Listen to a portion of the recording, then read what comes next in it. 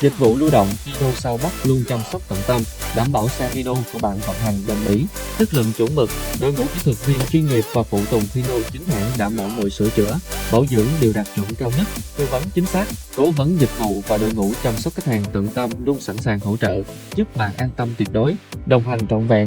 Chúng tôi cam kết phục vụ tận nơi, định kỳ, tối ưu hóa thời gian hoạt động và giữ cho xe của bạn luôn khỏe khoắn. Gọi ngay cho chúng tôi để nhận hỗ trợ tốt nhất. Hino Sao Bắc luôn đồng hành cùng bạn.